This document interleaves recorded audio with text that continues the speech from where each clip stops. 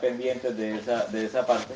Ya hemos explicado esto en los apóstoles se dedicaron a la oración, al misterio de la oración y la palabra y nombraron estos hermanos llamados diáconos para que se ocuparan de las necesidades materiales de, de la iglesia en Jerusalén, especialmente de las viudas que están siendo desatendidas, ¿no? Un ministerio que ellos desarrollaban allí en época de gran dificultad y escasez. Entonces, hoy vamos a hablar prácticamente de lo que en sí, en qué consiste la doctrina reformada que nosotros seguimos, ¿no? Porque hay muchas expresiones de doctrina reformada, ¿no? Está la línea liberal de la iglesia presbiteriana. Hoy encontramos, y no vamos a ir tan lejos, porque todo esto se encuentra muy cerca de nosotros. En nuestro país encontramos iglesias presbiterianas que son no solamente liberales, también hay iglesias presbiterianas pentecostales y carismáticas. Inclusive hay iglesias presbiterianas que no siguen ciertas doctrinas históricas reformadas, ¿no? Y nosotros, pues, nos inclinamos más, hermanos, teniendo como enfoque la reforma escocesa, los pactantes, los puritanos. Sería bueno que todos nosotros tomáramos estos nombres, pactantes, puritanos, que por los pactantes escoceses, que a través de este movimiento lograron llegar a una reforma nacional. Igual los puritanos, que se opusieron a una iglesia de tipo estatal, como es la iglesia anglicana, ¿no? En Inglaterra. Y todo esto pues también oposiciona al romanismo y a otra clase de movimientos que no correspondían a la fe histórica, incluyendo los anabaptistas, de donde vienen todos estos movimientos no reformados en nuestros tiempos, ¿no?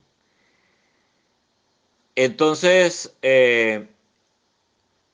siguiendo esta línea de reforma escocesa, a la cual nos suscribimos, eh, que hay cosas, hay diferentes aspectos en el movimiento reformado, como lo decía hace un momento.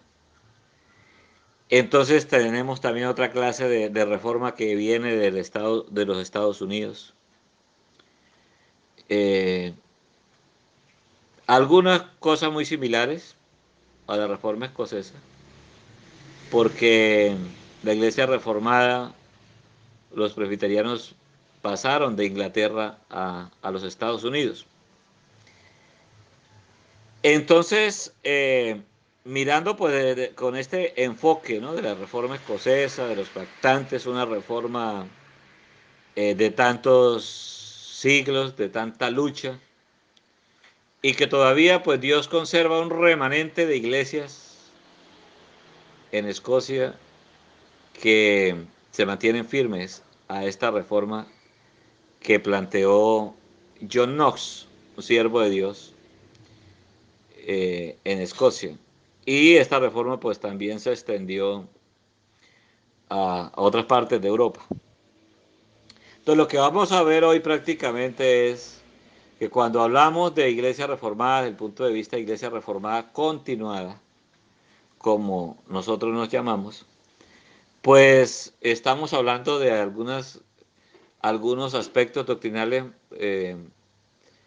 muy puntuales. Los consideramos como doctrinas fundamentales o primarias. Y también hay otras doctrinas que son, digamos, no fundamentales, ¿no? Son doctrinas secundarias, pero que forman parte de esa misma unidad de doctrinas. que, que seguimos. Entonces, quisiera, además de lo que hemos visto, que es el concepto de una iglesia local no como una congregación, sino como un número de creyentes en determinado lugar, en determinado sector, en determinada ciudad, donde están los elegidos que el Señor ha llamado. Pero que también hablamos de una iglesia local, hablando de la doctrina, como doctrina reformada, un grupo de hermanos que profesamos esta doctrina y que nos unimos de esta forma para servir al Señor y servirnos unos a los otros como una ordenanza bíblica. También, pues, otro aspecto fundamental es el gobierno de ancianos. Eh, el gobierno de ancianos que ejerce la enseñanza, que ejerce el cuidado espiritual de la iglesia.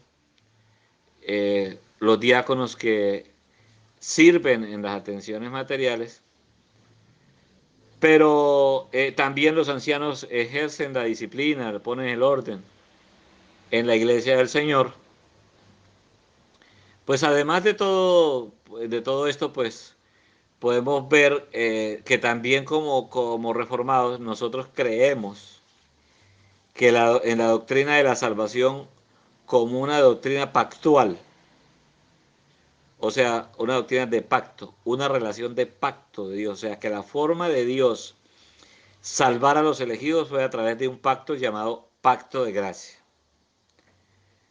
Desde Adán, después de la caída, hasta el último de los elegidos, antes de que el Señor regrese, pues todo este conjunto de personas redimidas por el Señor se conoce como los redimidos, los elegidos, los llamados, el pueblo del Señor, a través del pacto de gracia, que como lo hemos venido estudiando, es un pacto que Dios diseñó y a través de ese pacto Él determinó relacionarse con el ser humano, específicamente con los elegidos y sus descendientes, hablando del pacto en su alcance temporal. Entonces, en ese contexto, hermanos, mirando esa doctrina importante que tiene que ver con la doctrina bíblica de la salvación, pues hablamos del pacto de gracia. En esa doctrina del pacto de gracia podemos ver algunas doctrinas contenidas dentro de ese pacto, como es la doctrina de la predestinación, o la elección mejor. Aunque algunos piensan que elección y predestinación es lo mismo, pero no es lo mismo. La elección es el acto de escoger y la predestinación es el propósito de la elección. Pero hablemos de la elección y la predestinación, parte de esa doctrina pactual. También tenemos que hablar de la corrupción o la depravación total del ser humano, es decir, el pecado afectó todas las facultades. Eh, hablamos esa doctrina dentro del concepto de la doctrina de la salvación, la doctrina del pacto, la doctrina de elección, predestinación, la depravación o corrupción total, no absoluta, en el sentido de que la persona no pudiera hacer algo moralmente bueno, ¿no? Pero total es que afectó todas las áreas del ser humano, las facultades. Hablamos de una elección, ya dijimos, una elección incondicional. También hablamos de una expiación limitada, es decir, que Cristo muere en la cruz y paga con su muerte, y también su vida santa y pura, y su muerte es a favor de los elegidos y solamente por los elegidos. También en esta doctrina de la salvación, del punto de vista reformado, vemos el llamamiento eficaz, es decir, que el llamamiento que el Espíritu Santo hace, la regeneración, que el Espíritu Santo ejecuta en los elegidos por medio de su santa palabra, produciendo una nueva vida, una nueva creación, como dice 2 Corintios 5:17. Y también en esta doctrina de la salvación, entonces encontramos la preservación de Dios por parte de Dios hacia los elegidos y la perseverancia de los elegidos hacia el Señor en el Evangelio. Entonces, esto es parte, digamos, de ese concepto de doctrina de elección. Y, y en esto, digamos, esto es una identidad propiamente reformada, ¿no? Que se llegó a llamar las doctrinas de la gracia, también se le conoce como los 5 puntos del calvinismo, y también se le conoce como los cánones de Dort. Es una ciudad en los Países Bajos donde se tuvo este sínodo de Dort y ya había muerto Calvino. Esto se llama los 5 puntos del calvinismo, pero esto fue muchos años, fue años ya después de la muerte de Calvino que las iglesias se reunieron de diferentes lugares a través de sus ministros y entonces acordaron en este sínodo de Dort este documento conocido como los 5 puntos del calvinismo, hoy conocidas como las doctrinas de la gracia, los famosos cánones de Dort. También esto corresponde, digamos, a lo que es la doctrina propiamente de la salvación, ¿no? Desde el punto de vista reformado. También es propiamente de la fe reformada y por el concepto del pacto de gracia o por el alcance del pacto de gracia, que el bautismo es una señal del pacto, señal y sello del pacto, el bautismo, por lo tanto no es una señal evidencial, no es una señal, el bautismo no es una señal de que la persona es salva, menos que el bautismo regenera tampoco. Eh, una gran cantidad de personas bautizadas van a ir al infierno. Entonces no es una evidencia, ¿no?, de que la persona es salva, es una señal y sello del pacto de gracia. Entonces, en el concepto reformado, creemos y practicamos el bautismo de infantes, o sea, de niños. Al igual que la circuncisión en el Antiguo Testamento se aplicaba a los niños 8 días después de nacido, en el Nuevo Testamento se aplica ya no solamente a los varones, sino a los niños y a las niñas, como señal y sello del pacto, comprometiendo a los padres a criar a esos hijos en el pacto de gracia para el Señor.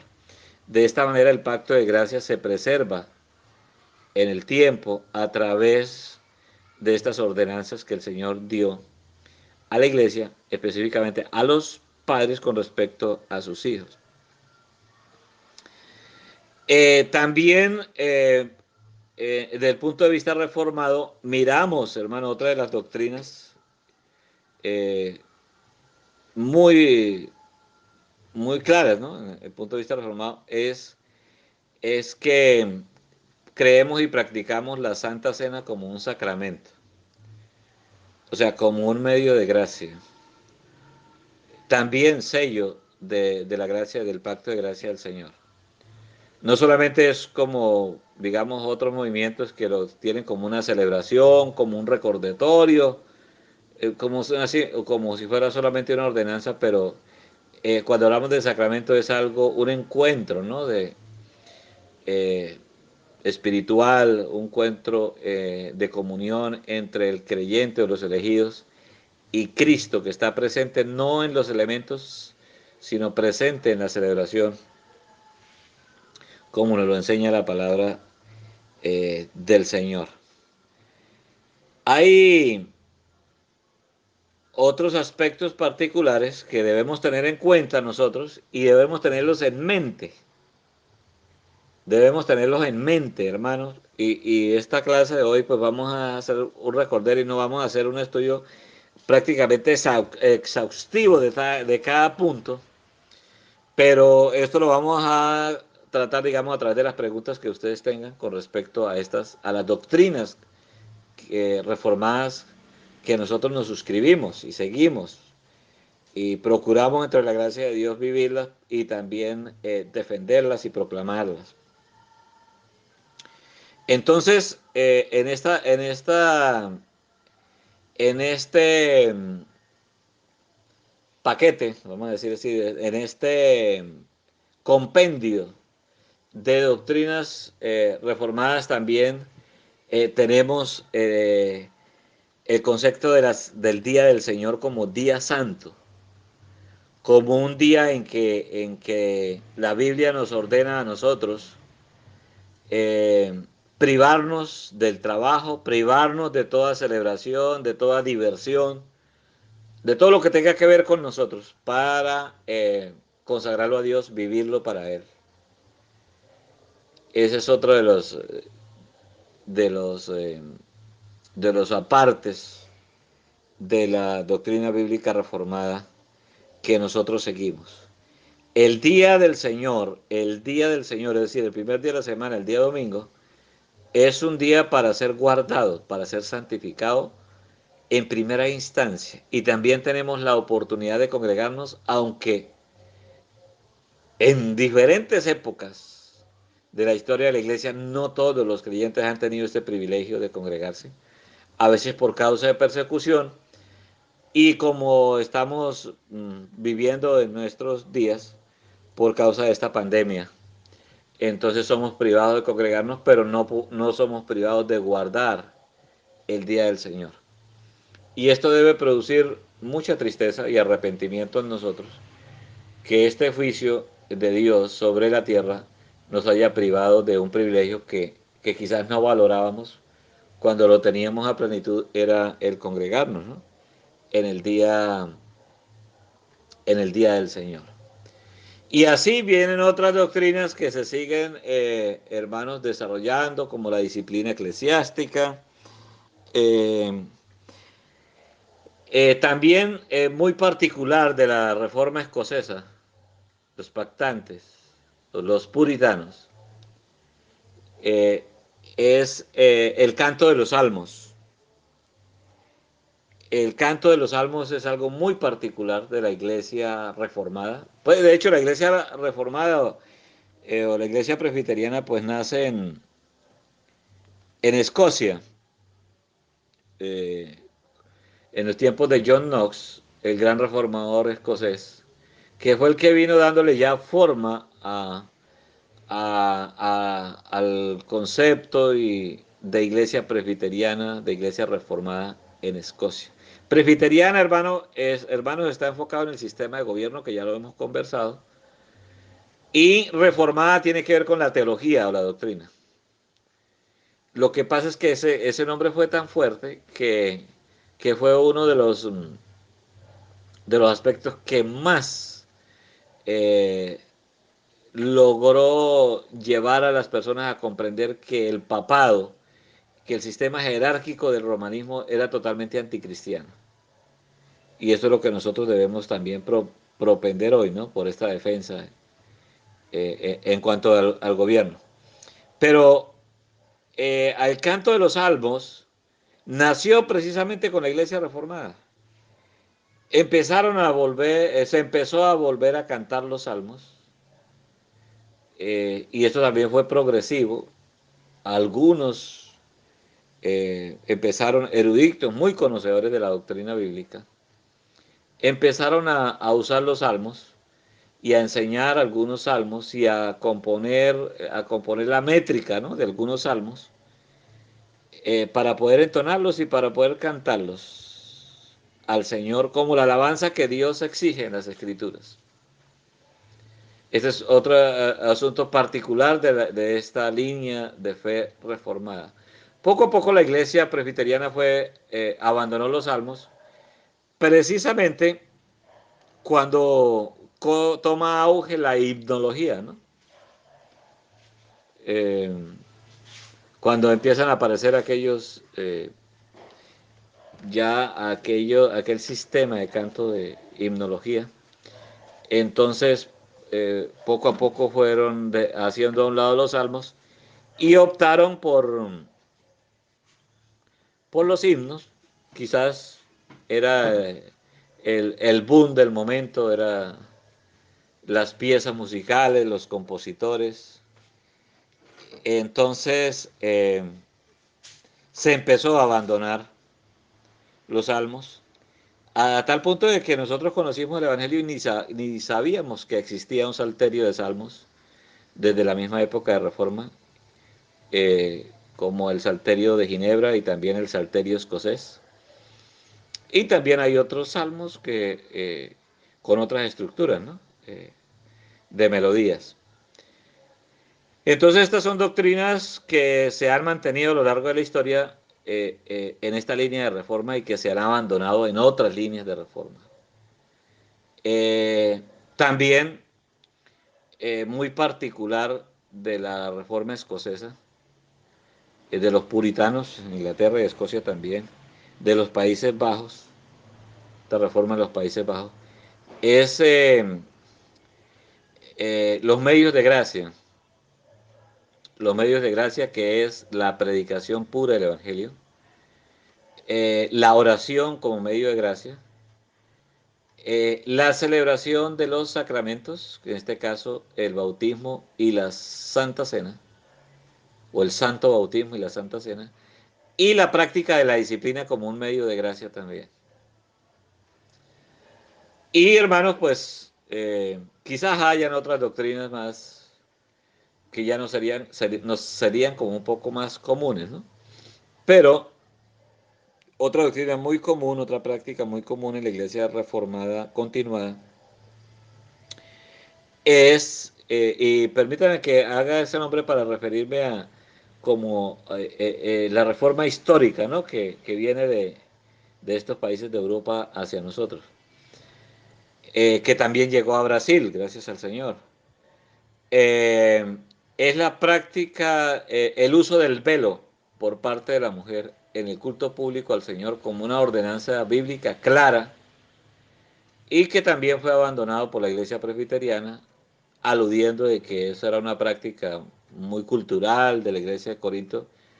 Pues eso tiene sus objeciones por parte de ellos, pero también los argumentos por los cuales es una práctica vigente que la iglesia, tanto los puritanos la usaron, los pactantes la usaron, la reforma de los Países Bajos fue parte y todavía es parte en este movimiento de iglesia.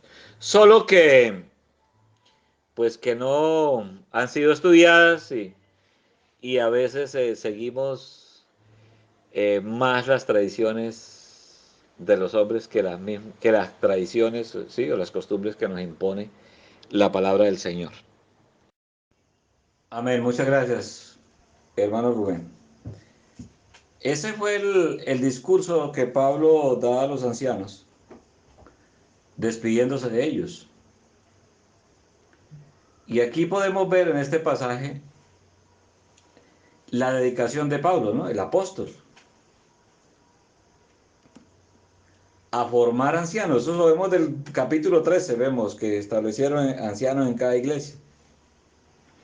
Esa es la tarea del evangelista.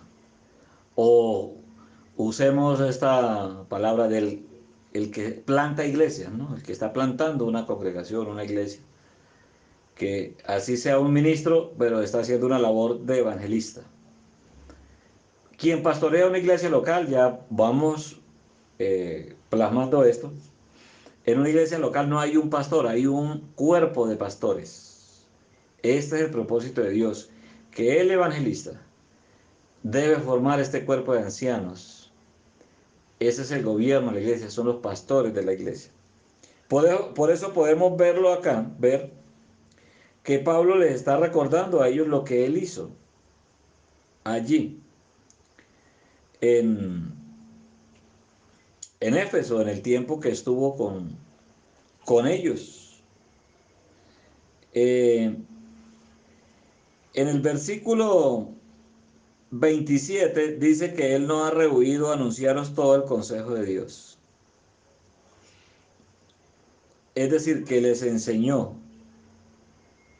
Y en el versículo 20 dice que lo hizo, les anunció y les enseñó de manera pública y también por las casas, de manera pública y por las casas. Entonces, aquí podemos ver que Pablo también en esa tarea de formar a los ancianos, en el versículo 19, Pablo ve esa tarea como el servicio que él está haciendo al Señor, que lo hizo con muchas lágrimas y pruebas de parte de sus compatriotas, ¿no? De parte de los judíos. En el versículo 24, Pablo eh, toma esta tarea de formar ancianos como algo muy sublime, de tal manera que no hacía caso de ninguna otra cosa, ni aun su propia vida era preciosa para él mismo. Dice, con tal que acabe mi carrera con gozo y el ministerio que recibí del Señor. Ese fue el ministerio que Dios le encargó, de establecer iglesias y de formar ancianos, o sea, quienes gobernaran esas congregaciones.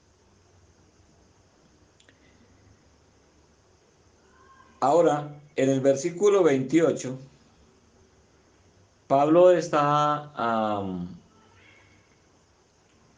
Pablo les está diciendo, en el versículo 28, que ellos deben pastorear la iglesia del Señor. No es la iglesia de ellos, es la iglesia del Señor.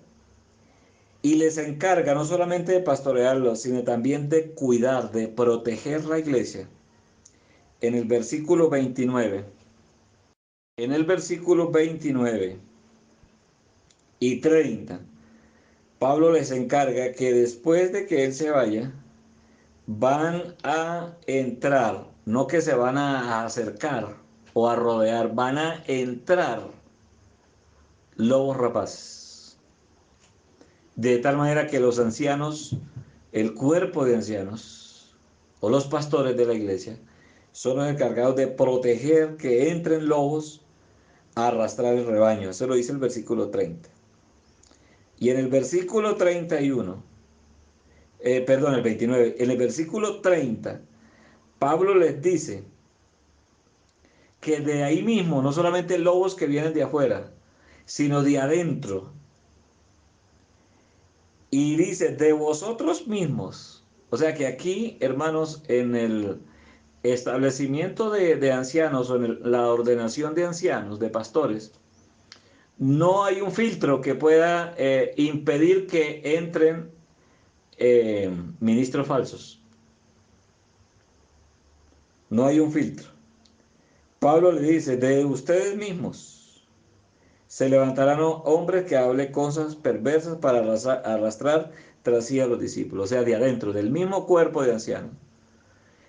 Es decir, por eso dice en el versículo 28, mirad por vosotros. O sea, es una tarea de cuidado mutuo en el cuerpo de ancianos, porque hay que proteger la congregación de los lobos que entran, pero también de los que se levantan de adentro mismo para arrastrar a los discípulos. El versículo 31 vuelve Pablo y les hace otra encomienda en el versículo 31. Esta es la que Pablo les dice, por tanto, velad. O sea, manténganse atentos a esta tarea. Y acuérdense, les dice que por 3 años, aquí Pablo da un dato importante, 3 años duró Pablo formando ancianos en la iglesia de Éfeso. Porque es la tarea más importante para un evangelista, el que está estableciendo una iglesia, una congregación. en la mente debe llevar el formar el cuerpo de ancianos, o sea, los pastores, que se van a encargar de cuidar ese rebaño. Y Pablo dice en el versículo 31, por 3 años, o sea, 3 años Pablo allí, de noche y de día. Miren la dedicación de Pablo. De noche y de día, o sea, en tiempo oportuno. No he cesado de amonestar con lágrimas a cada uno. Mire la forma como Pablo usa este ministerio, lo que él está diciendo en el versículo 24, que no estima preciosa su vida por causa de este ministerio.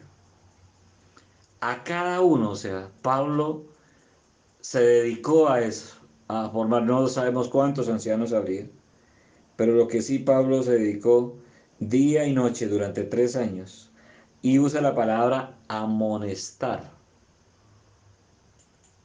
usa la palabra amonestar, que es la idea de siempre poner los pensamientos correctos en la mente de otra persona usando la palabra de Dios. Otra forma de decirlo sería como corregir la manera de pensar de alguien con la palabra del Señor. Y Pablo pues termina diciendo que él, con los que estaban con él, con los compañeros de trabajo, de ministerio, pues también Pablo está diciendo que él trabaja con sus manos para su sostenimiento, ¿no? Aunque él también va a decir en otras cartas que hay hermanos que le han ayudado también. Entonces, hermanos, quería mencionar esto porque es importante para nosotros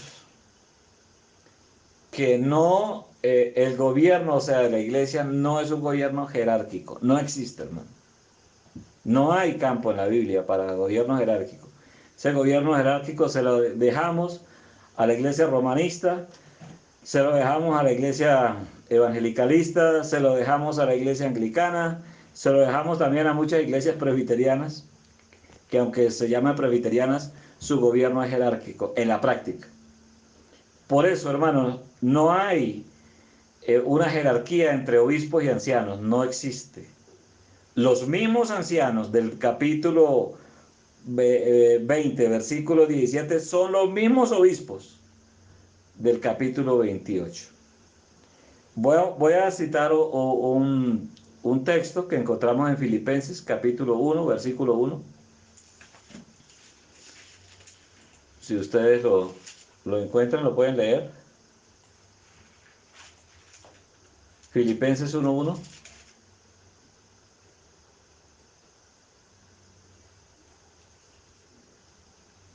¿Qué dice, hermanos? Cualquiera puede leerlo.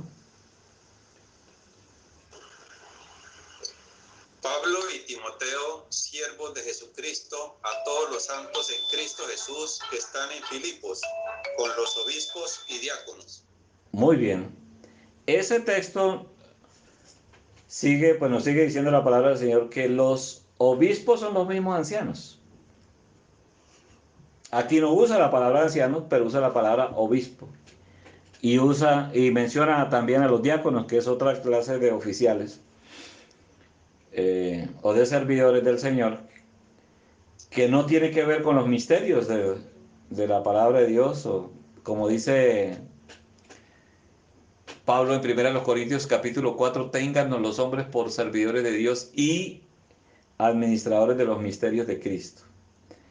Entonces, los diáconos es un ministerio para atender las necesidades materiales de los hermanos, bien sea en la misma congregación o en otros lugares, para canalizar ayudas para otros hermanos en otros lugares que están pasando necesidades. Por lo tanto,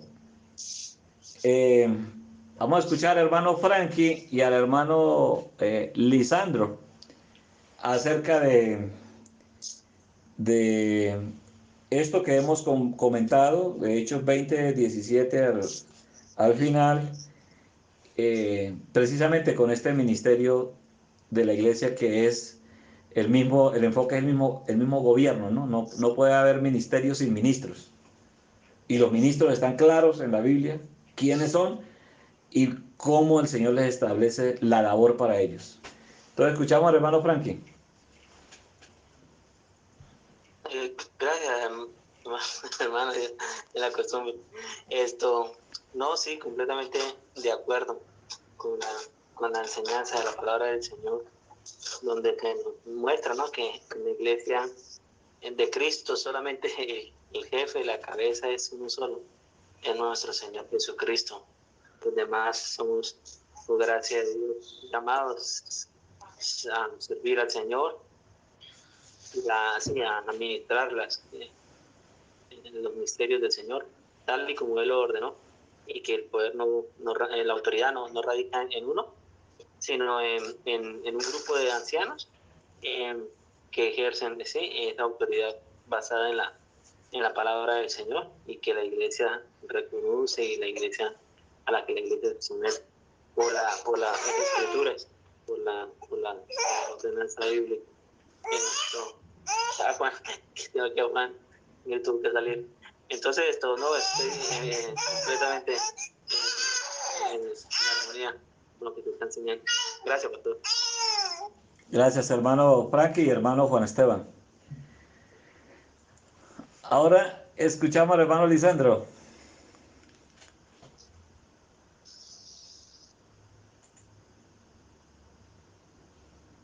Gracias, hermano. Hay unos bíblicos que uno los ha leído tantas veces, uno cree que no hay nada, ¿no?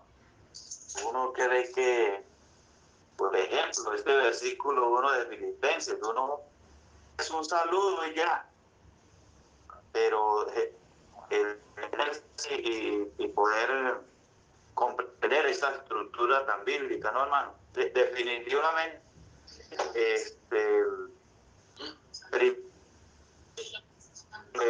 ese estudio lleva a racionar y a mejor.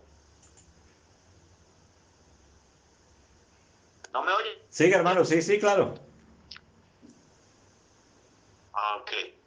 Sí, entonces les estaba diciendo, bueno, primero el poder observar algunos textos que uno simplemente a veces los toma como introducción y no ve las cosas esenciales que hay allí, muestra el Señor, ¿no? A través de su palabra. Entonces, qué importante es en primera instancia tomar estos textos.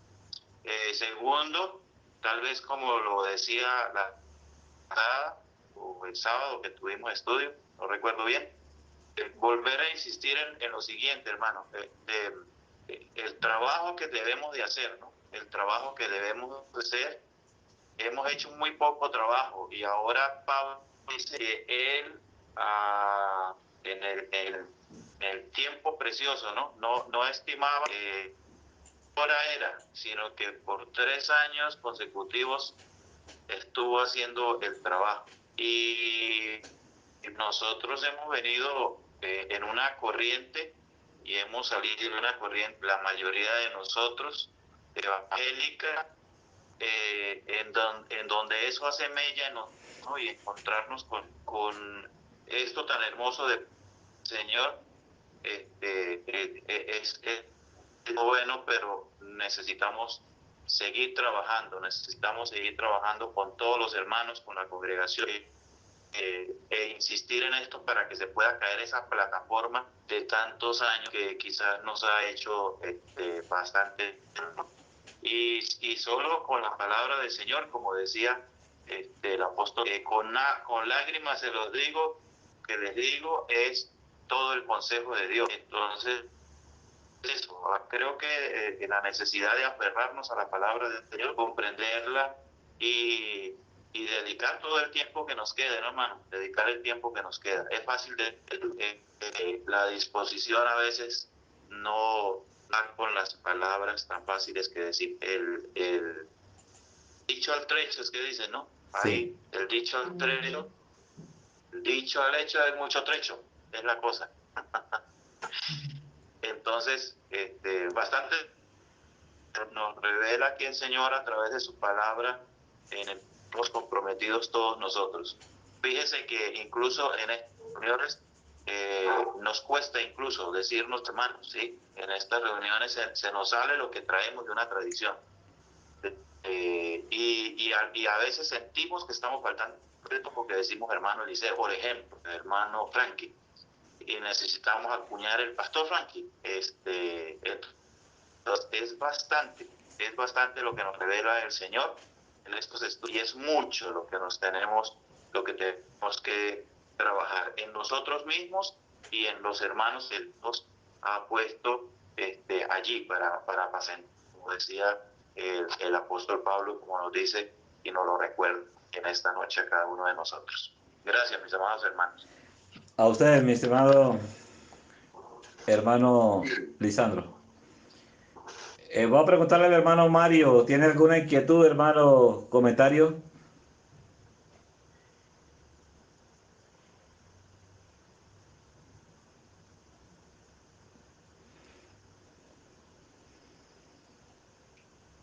¿Me escucha, hermano Mario?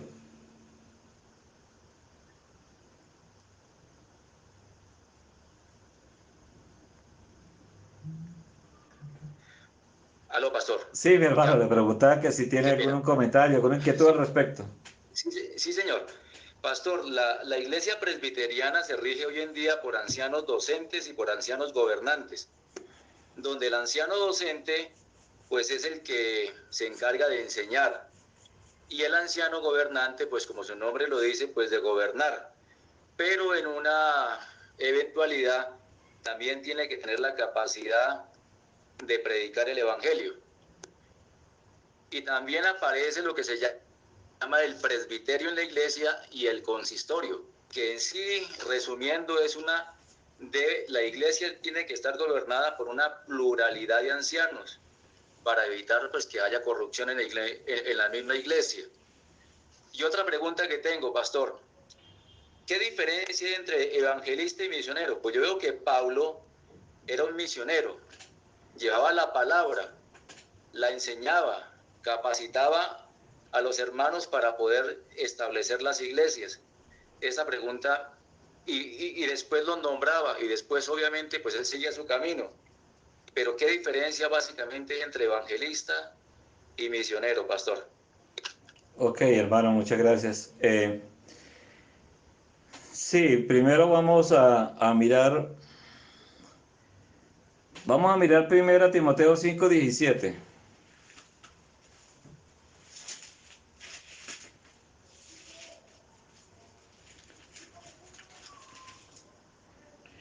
Primero a Timoteo 5:17.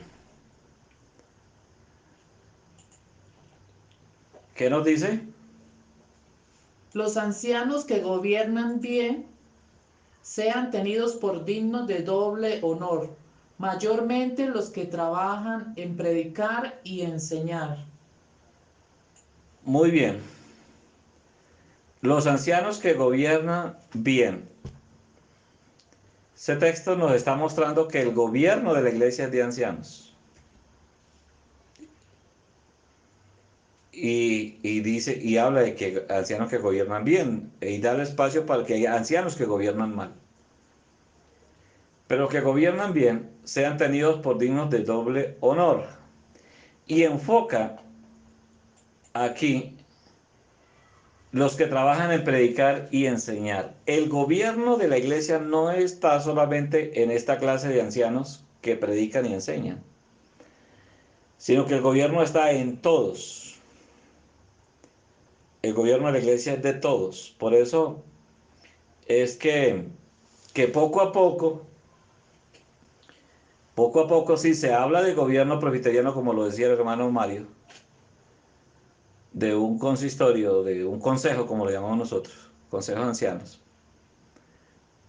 Pero siempre hay la prelación, en este caso de los ancianos docentes, o del anciano docente, ¿no? Porque es que tenemos que hablar de ancianos docentes. no de un anciano docente, que siempre se le refiere como si fuera al ministro, ¿no? Diciendo que todos son ministros. Este es un asunto, hermanos, que se ha venido, poco a poco se ha ido cayendo más bien en un enfoque evangelicalista. Y es por eso que tenemos iglesias presbiterianas que no tienen gobierno presbiteriano. En el nombre sí, pero en la práctica no. No es presbiteriano porque el jefe es el pastor. Los otros ancianos son más bien sirvientes del pastor. Si no está, puede haber otro anciano también docente con dones de enseñanza y de predicación, pero siempre va a haber uno solo, que es como el que rige ese sistema, ¿no?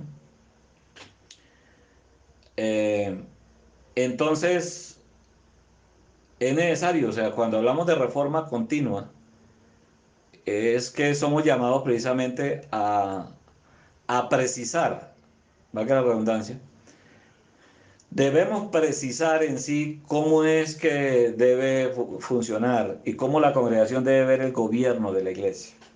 Porque siempre, hermanos, nosotros, preguntemos por cualquier iglesia presbiteriana y verá que sabemos y quién es el pastor, pero poco de los demás ancianos. Pocos de los demás ancianos. Entonces, en un cuerpo de ancianos no puede haber tal discriminación, y uso la palabra discriminación para hablar de separar las diferencias, ¿no? Porque el hecho de que hayan ancianos que tengan el don de la predicación y la enseñanza no los hace exclusivos, no los hace eh, tener cierto grado de importancia por encima de los otros ancianos que quizás no tengan los mismos dones, forman parte de un mismo sistema, porque el que gobierna es el Señor a través del cuerpo de ancianos, con su palabra. El gobierno no lo delega el Señor en determinadas personas, sino que Él sigue gobernando su iglesia, pero a través de estos instrumentos, de estos ministros. Y la segunda inquietud que tenía el hermano Mario es acerca de misionero. Misionero, hermano, es una palabra que es más usada más en términos ya de, de iglesias o de agencias misioneras que envían misioneros a determinado lugar. Un misionero puede ser un ministro. Eh, Pues Pablo, lo que Pablo le encomienda, por ejemplo, a Timoteo o a Tito, haz obra de evangelista, cumple tu ministerio, ¿no? Y a Tito le encarga que establezca ancianos en Creta. Es una tarea de un evangelista. Y Pablo desarrolló una labor de evangelista. No está mal en decir que era un misionero, porque se habla de los 4 viajes misioneros de Pablo por una misión o una tarea que tenía para desarrollar. Pero cuando se habla de evangelista tiene que ver con la expansión del evangelio a través de la predicación y a través de la enseñanza de la palabra del Señor. Puede estar enfocándose a lo mismo, pero es más la Biblia usa más la palabra evangelista, ¿no? Como Felipe, que era también evangelista. En el libro de los Hechos lo menciona. No sé, hermano Mario, ¿alguna otra inquietud que tenga? Entonces, pastor, por ejemplo, si vamos a sembrar una iglesia, ¿sí? ¿Cómo se debería? Bueno, las ovejas eligen siempre a su pastor, es el modelo bíblico. Es decir, las ovejas reconocen a su pastor, como lo enseña el Señor en Juan 10. 1. 2. Entonces, para que no se presenten problemas, ¿cómo se debe nombrar el gobierno de la iglesia? O cómo debe operar ese gobierno, pastor, iniciando una iglesia. Muy bien. Hermano, gracias. La palabra pastor para una congregación en singular no es tan bíblica. La Biblia usa más la palabra plural, pastores. Ya, pastor. O sea, en una iglesia debe haber pastores, no un pastor. Dependiendo del número de personas que haya. No, exacto, mi hermano. Ujú. Porque si es que una congregación, así sea pequeña, tiene ya un cuerpo de ancianos, de 3 ancianos ya son 3 pastores. 3 ancianos son 3 pastores. Lo que pasa, hermano, es que note que es un enfoque más, como más didáctico, no sé cómo, qué palabra, sí, eh, de atribuirle el ministerio de pastor a una sola persona y no a un cuerpo. Entonces, cuando Pablo llegó a Mileto, mandó llamar a los ancianos de la iglesia, mandó llamar a los pastores. ¿Sí me explico, hermano Mario? No, no había ahí un pastor docente que fuera preponderante sobre todos. Sí, señor, sí, señor. Sí, sí, pastor. Eso no existe hoy en las iglesias presbiterianas. Sí. Pero, por ejemplo, ¿quiénes toman las decisiones radicales en la iglesia? Es decir, ¿se toman en conjunto con toda la congregación o se toman como se toman hoy en día? Lo toman los pastores. En el gobierno de la iglesia es de ancianos, cuando ya están establecidos, ¿no? Hay decisiones Exactamente. que toman, Correcto. que deben estar en el cuerpo del consejo de ancianos y hay decisiones que involucran a toda la congregación. Pero nunca lo toman de un modo literal los pastores, es decir, los que han sido colocados para gobernar la iglesia. Es decir, la palabra, la autoridad magisterial es la palabra del Señor, o Ujú. sea, y la cabeza es el Señor. Pero de una u otra forma, pastor, el Señor delega personas a los que le ha dado dones para que administren también la iglesia y para que tomen decisiones. ¿O estoy mal ahí? Sí, no, no, está bien. Y esos son los pastores. O los obispos, o los ancianos, que es lo mismo. Exacto. Sí, Muy bien, hermano, estamos ahí. sí, sí, sí. Estamos bien. O sea, el gobierno de la iglesia es un gobierno plural. Y todo el cuerpo de ancianos son los pastores de la iglesia. O sea, no hay un anciano que no sea pastor.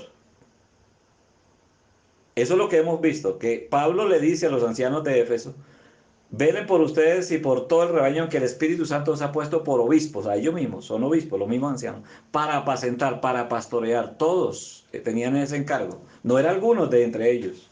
Que nosotros vemos al pastor solamente aquel que está en el púlpito, que predica y que enseña. Pero el anciano que no tiene esos dones de predicación o de la enseñanza, pero que enseña la palabra de Dios en grupos pequeños, que visita, que enseña la palabra de Dios en un discipulado personalizado, es un pastor. No sé si me explico, hermano Mario. Sí, señor. Es cuestión de los esquemas, es cuestión de los esquemas que tienen las iglesias reformadas. Sí, señor. Sí, señor. Obviamente que tiene que tener el don de enseñanza. Claro, claro. Obviamente. Pero Sí, para porque todo... ejercerlo, digamos, Sí, señor, tranquilo, siga, pastor. sino que si no tiene, es que cuando dice mayormente los que enseñan y predican, es que hay algunos hermanos en el cuerpo de ancianos que tienen esos dones, sí, pero no solo no a ellos no solo se les atribuye el término pastor en la escritura, se le atribuye a todo el cuerpo de ancianos. Son los pastores. Ya, sí, señor. Eso es lo que nos dice Hechos 20, 28. Pablo les dice, a ustedes los llamó, los puso el Espíritu Santo para apacentar. La palabra ahí apacentar es pastorear. Entonces, cuando hablamos del gobierno, un gobierno de verdad presbiteriano, no hay una diferenciación de fondo entre el docente y el gobernante, que es lo que, digamos, ha traído a las iglesias presbiterianas en esta diferenciación, y que la congregación ve como al que tiene el don de enseñar. Lo que la Biblia dice aquí, se ha tenido de doble honor, tiene que ver con manutención, o sea que la persona dedica su tiempo a esa labor y que los hermanos deben responderle más con la manutención para ellos que para otros pastores que no tienen esos dones particulares. Bueno, hermano, Gracias, hermano Mario. Lo que vamos a seguir mirando es que este término de presbíteros, ancianos y de episcopos, obispos, como un cuerpo plural, como un cuerpo ministrante, o sea, son los ministros que el Señor pone en su iglesia. Los apóstoles se adhirieron a este grupo. Es lo que vamos a mirar en Primera de Pedro capítulo 5. Aquí en el Nuevo Testamento, en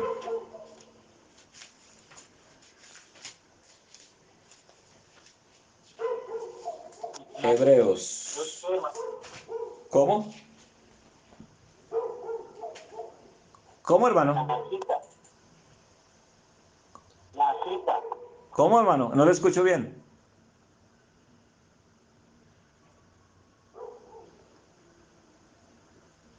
¿Quién estaba hablando? ¿El hermano Javier estaba haciendo uso de la palabra, hermano?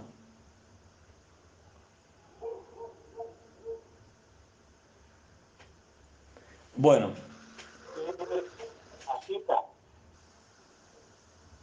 no le escucho bien, hermano. Hermano, parece que está viendo la referencia bíblica, la que usted está... La cita, Hebreos, otra versión, Hebreos 13:7. Gracias, hermano Javier. Hebreos 13:7.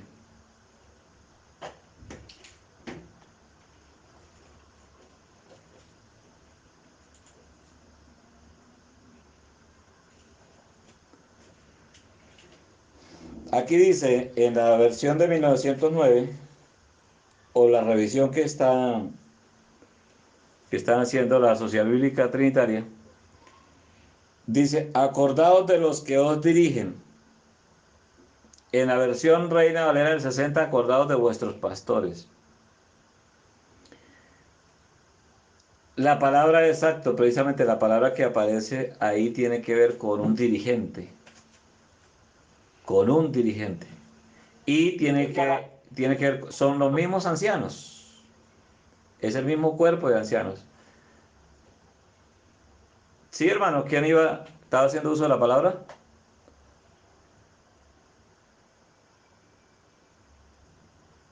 La Biblia de las Américas dice que los guían. Ajá. Muy bien.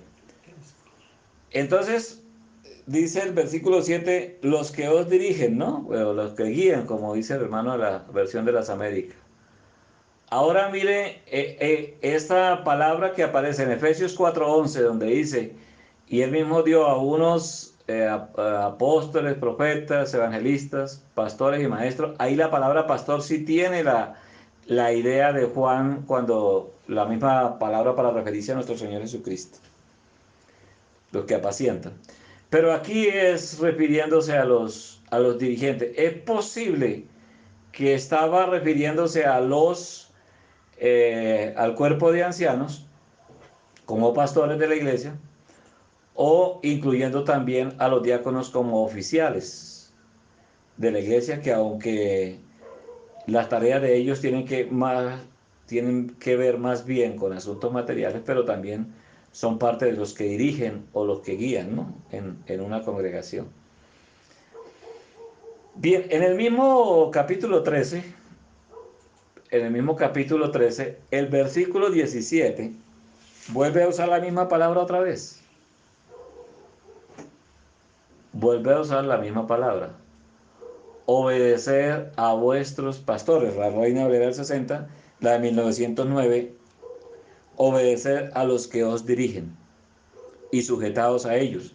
Y ya hemos visto por otros textos que somos llamados a sujetarnos a los ancianos. Primera de Pedro capítulo 5. Sujetarnos a los ancianos. Y en el 17 dice, porque ellos velan por vuestras almas, son los pastores, como aquellos que han de dar cuenta para que lo hagan con alegría y no quejándose. Ahora, en el versículo 24 del mismo capítulo 13, saludad a todos los que os dirigen. Reina Valera lo registra: saludad a todos vuestros pastores, saludad a todos los que os dirigen y a todos los santos, o sea, a todos los creyentes. Muestra entonces que se está refiriendo al cuerpo de ancianos, o sea, quienes gobiernan la iglesia del Señor. Bien, mis hermanos, de esto para mostrar de cierta manera que la Biblia no habla de un gobierno ni congregacional, donde toda la congregación tiene la autoridad, ni de un gobierno episcopal, donde una persona ejerce la autoridad a través de otros, ¿no? Teniendo a otros como ayudantes, ni tampoco la Biblia habla entonces de un gobierno o presbiteriano, un gobierno de ancianos, un cuerpo de ancianos, un consejo de ancianos como los pastores que Dios ha establecido en una iglesia local. O en su iglesia, ¿no? Pues la iglesia del Señor, aunque es católica, universal, pero la iglesia del Señor se expresa en iglesias o congregaciones locales. Hermanos, quisiera que, antes de ir a un pasaje bíblico que quisiera escudriñar en esta tarde, escucharlos a ustedes, hermanos, si tienen preguntas con respecto a esto que he acabado de comentar, de el compendio de doctrinas reformadas, las cuales nosotros debemos tenerlas en mente, para saber que somos miembros de esta congregación y de la cual practicamos y somos unánimes, ¿no? En esta comunidad cristiana o en este movimiento reformado. Entonces, pues, les escuchamos, les escucho, mis estimados hermanos. Hoy estoy aquí desde San Luis, en Cúcuta, acompañado de mi esposita, de mi suegra, doña Ligia, y también de Lili, que está por ahí. Entonces, doy gracias a Dios por esto, el Señor nos ha traído con bien. Pero quisiera escuchar a ustedes si tienen algún comentario, alguna pregunta, alguna inquietud al respecto de lo que he mencionado, hermanos. Les escucho, hermanos.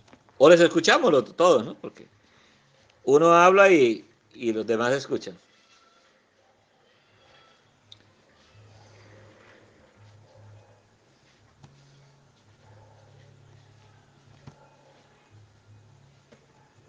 Buenas tardes.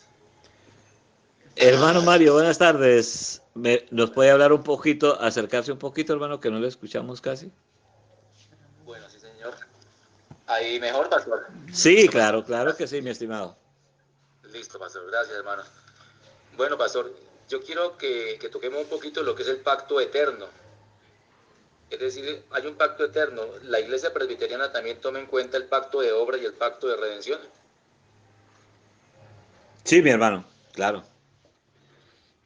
O sea Sí, que básicamente son tres pactos. Es decir, es un solo pacto, un pacto de obras, un pacto eterno de redención y un pacto de gracia. sí, sí. Listo, listo, correcto. Y vemos que tiene que ver con el mismo pacto, ¿no, hermano? Uno es con el diseño del pacto, que es el pacto de redención en la eternidad antes de la creación del mundo. Sí, Sí, pero ahí nació el pacto de gracia.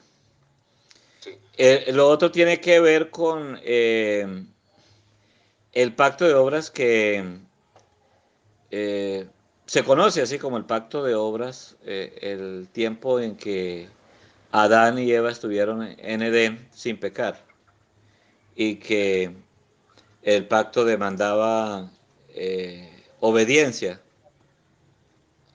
obediencia al Señor. Esa obediencia era en un estado de inocencia, en un estado de rectitud, pero susceptibles, ¿no?, a pecar. Susceptibles a pecar. Bueno, ahí se habla también de los cuatro estados, ¿no? Mirándolo a nosotros, digamos, en el aspecto de los elegidos, que está el estado de inocencia allá en Edén. Ya pues viene el otro estado que es el estado de condenación o la caída. El otro estado que es cuando el creyente es elegido, es regenerado, es un estado de regeneración, de salvación, justificado. Y el último estado que es el estado de perfección, ¿no? Que algunos dicen cuando lleguemos al cielo o el día que resucitemos y recibamos cuerpos nuevos vamos a ser igual que en Edén.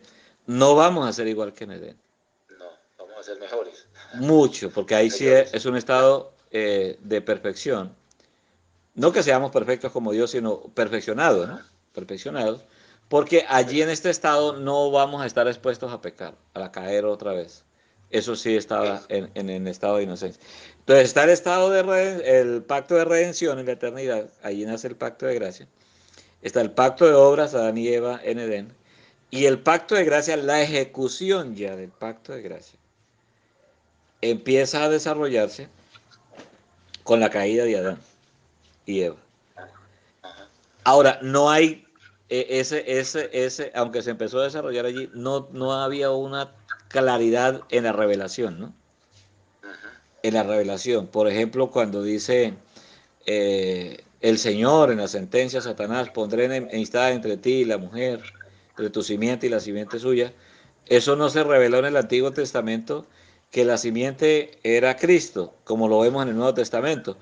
Ellos comprendían que la simiente era prácticamente la humanidad como un total en ese momento, en contra de Satanás, que había hecho caer al representante de la humanidad. Pero eso se fue desarrollando y hasta que se va uno dando cuenta en el transcurso de la revelación bíblica que no era con toda la humanidad, sino propiamente a los elegidos, y que en esa descendencia apuntaba a Cristo, ¿no? El Mesías, nuestro Señor.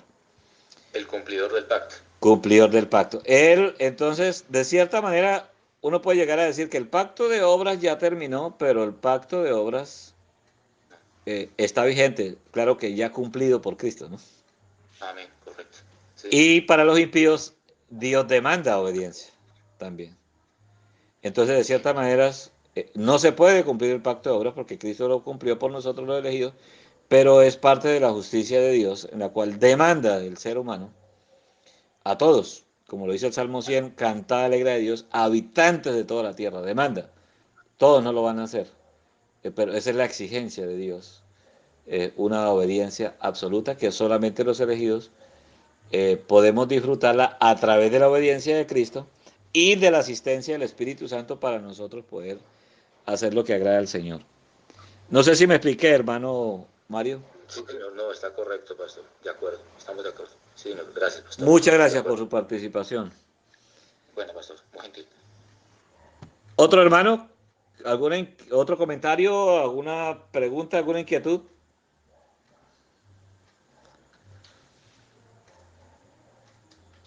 Pastor, hablemos un poquito de la predestinación. Su punto doctrinal, ¿usted cree en la doble predestinación o la predestinación es en una sola línea? Hermano, buen punto, ¿no? Para tener en cuenta, sí. Ese es el concepto, ¿no? La predestinación es una doctrina medular, ¿no? Muy principal para comprender la salvación. Nadie puede ser salvo sin ser predestinado, sin haber sido predestinado. Y cuando se habla, hermano, de doble predestinación, aunque el concepto bíblico, estoy buscando una palabra, el término bíblico, hermano, no aparece como que los reprobados son predestinados, no aparece. Pero no hay, digamos, no hay problema con hablar de doble predestinación. Solo que cuando se refiere a los reprobados, a los impíos, la Biblia usa la palabra a lo cual fueron también destinados, ¿no? Usa más ese término. A lo cual igual tanto los ángeles que se rebelaron contra Dios como los reprobados, habla que fueron destinados. Siempre la predestinación propiamente está enfocada en los elegidos. Y pues digamos, no causa como que alguien, pues, algunos Se usa ese término de doble predestinación para hablar de que hay reprobados, ¿no? Pero más la Biblia usa ese término para los reprobados como que fueron destinados, es decir, no fueron predestinados en el sentido que los predestinados solamente aparecen en la Biblia como para los elegidos. Fueron también destinados, es como que fueron dejados en ese Eso, camino de perdición. correcto, fueron dejados en su pecado, correcto. Exacto, mi hermano. Sí, señor. Sí, Gracias, mi sí estimado. porque la Biblia básicamente pues habla de los predestinados que son llevados a salvación. Sí, sí, Y los otros pues Dios no los eligió y los dejó en su pecado. sí. O sea, unos Listo, predestinados y otros dejados, ¿no? correcto. Sí, señor. Como los dos ladrones en la cruz. Correcto, eso. Sí, Sí, porque es que, pues no sé, ¿no? Hay el concepto ese, un poquito esto, porque hablar de doble predestinación, pues no sé, muchas veces la Biblia, pues como que no lo enseña muy explícitamente. Y colocaríamos a Dios también como un Dios injusto, ¿no? Que sí, por qué eligió a unos y por qué dejó a otros en su pecado. Y entonces, pues todos éramos parte de la misma bolsa, o sea, todo estaba perdido. Y a Dios le plació escoger a unos, sin tener en cuenta nada de lo que hubiéramos hecho, sin tener mérito alguno, y le plació él escoger a unos y dejar a otros en su pecado. sí, justamente. Sí, Y señor. los reprobados van al infierno no por causa de una decisión de Dios, de no tenerlos en cuenta, sino por causa de su propia maldad. Amén. Correcto. Sí, señor. Muchas gracias, mi estimado hermano. No, señora, usted, pastor, muy gentil. Vamos a escuchar al hermano Francisco que levantó la mano. Cuando alguien quiera participar, ahí hay una manita que pueden levantarla, ¿no?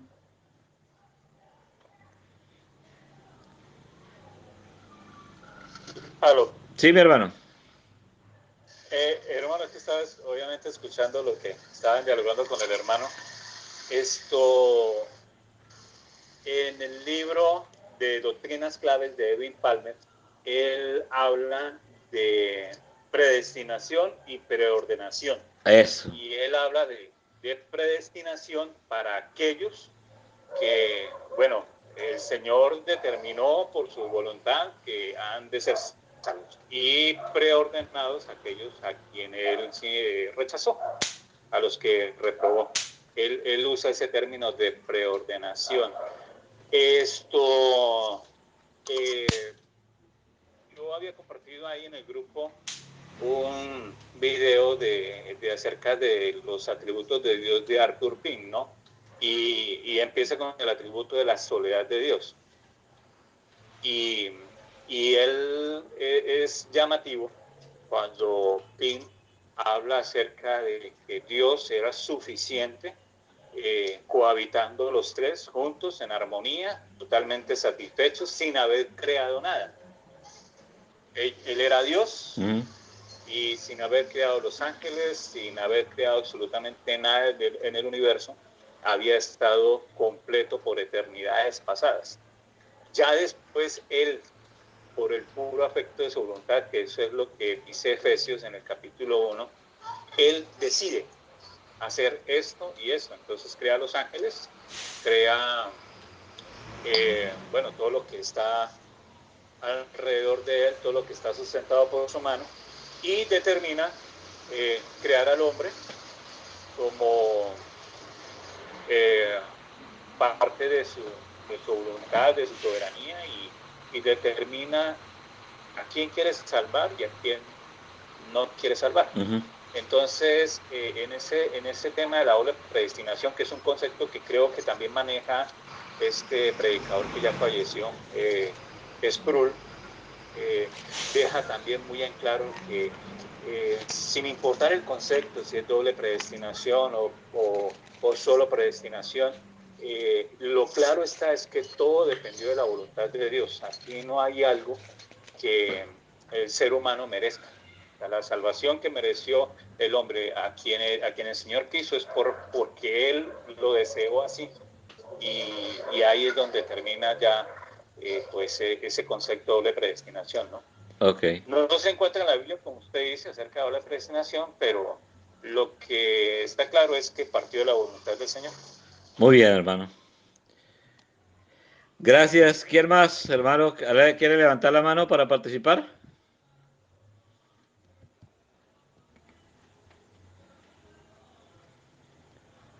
Bueno, entonces, si usted no pregunta, yo pregunto, hermano. Vamos a escuchar, hermano Rubén.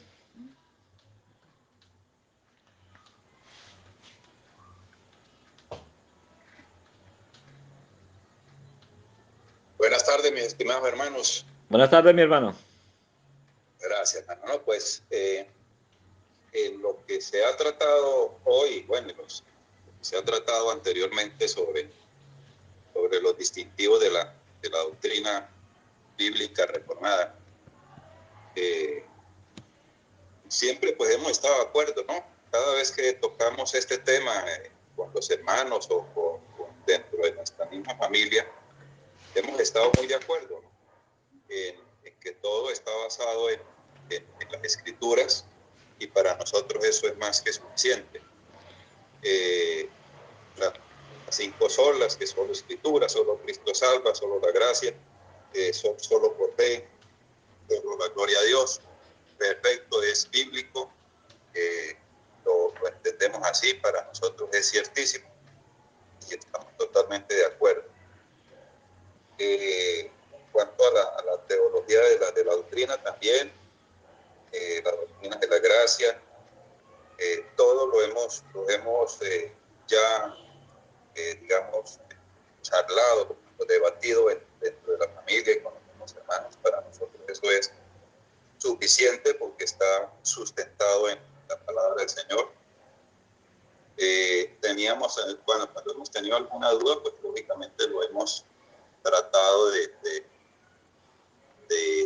discernir, de aclarar con los pastores, y hemos tenido muy buenas aclaratorias.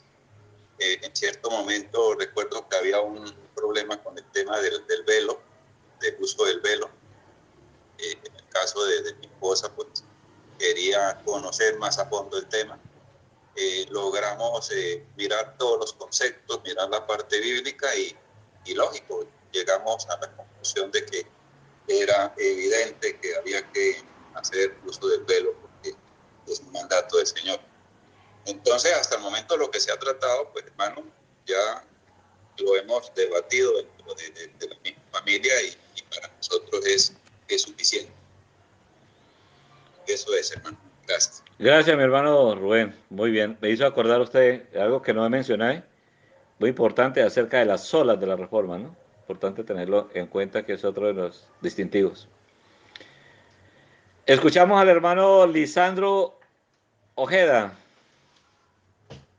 Bienvenido, hermano. Buenas noches. Muchas gracias, hermano. Buenas noches, hermano. Muchas gracias. Hermanito, yo tengo una inquietud. Y es que tengo algunos muchachos donde más han utilizado, donde más me han preguntado es con respecto a la salmodia exclusiva.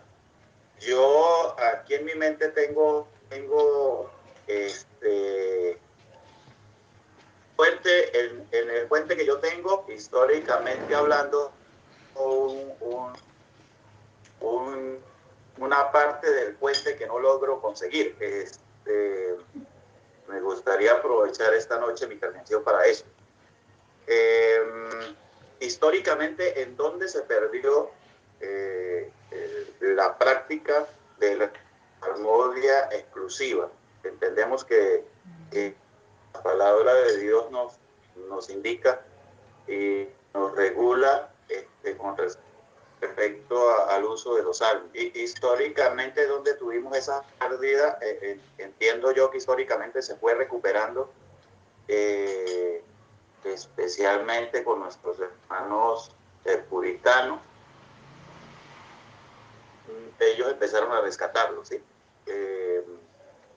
Y hubo ese rescate y hubo ese uso, y como usted lo decía en la explicación, cuando nosotros llegamos a levantar, estábamos tan perdidos que no sabíamos siquiera que el uso de la salmodia era algo fundamental en la doctrina y en la palabra de Dios.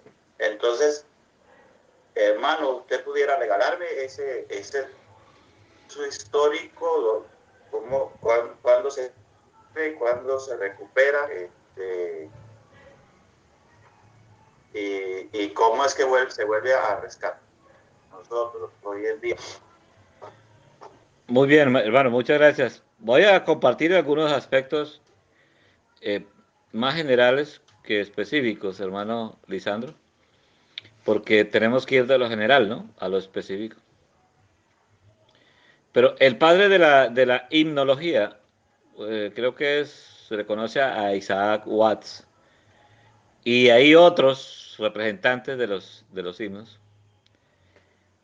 Y es más, hay escritos donde dice donde la Biblia dice que cantemos salmos, himnos, que esa palabra himnos se refiere a los himnarios. Eso no es verdad. Porque la himnología creo que parte por ahí en 1650, o sea, en el siglo XVII, parte del siglo XVI también. Por lo tanto, lo que vemos en el Nuevo Testamento es la ordenanza bíblica a cantar salmos. Y pues a veces la mala comprensión de Efesios capítulo 5 o Gálatas eh, capítulo 3, no recuerdo bien en Gálatas el pasaje. Pero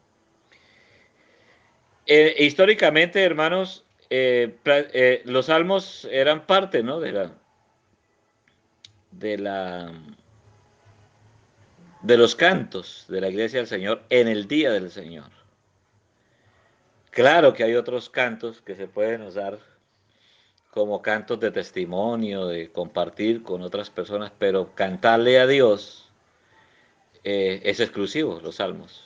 Por eso hablamos de salmodia exclusiva y eso fue parte de lo que rescató la reforma del siglo XVI. Ya cuando aparece, digamos, estos compositores de piezas musicales, también esto llega a afectar la iglesia. Esto es lo que se conoce como el humanismo, la manera como el humanismo siempre ha permeado las estructuras de la iglesia del Señor, en la práctica, ¿no?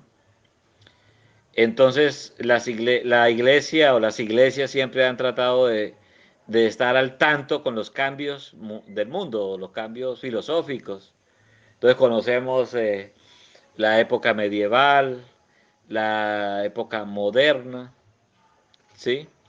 Y esta época la conocemos como la época postmoderna. Después de la moderna viene la contemporánea, ¿no? Y ahora estamos en la época postmoderna, el postmodernismo. Son pensamientos filosóficos que vienen una serie de proclamaciones, de pensamientos, de razones humanistas que llegan a penetrar, han llegado a penetrar en la iglesia del Señor y llevan a que se revele esa apostasía de la apostasía de la iglesia falsa que predica no para glorificar al Señor, sino para alcanzar sus propios intereses de todos estos dirigentes. Entonces, en la historia podemos ver, sí, Isaac Watts. Hay varios escritos, hermano, que podemos encontrar. Creo que fue el padre de Isaac Watts.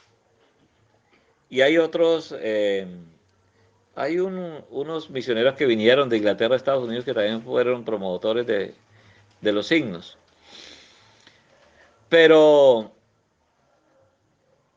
ya que compongamos algo acorde a nosotros, hagamos algo que sea más, digamos, no tan arcaico, ¿no?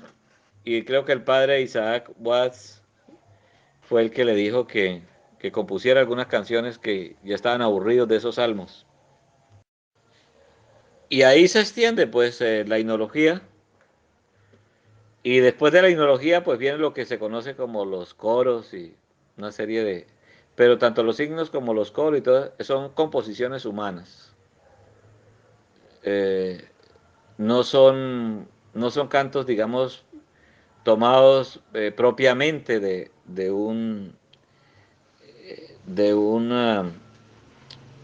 una providencia bíblica como es los salmos, que son inspirados por el Espíritu Santo.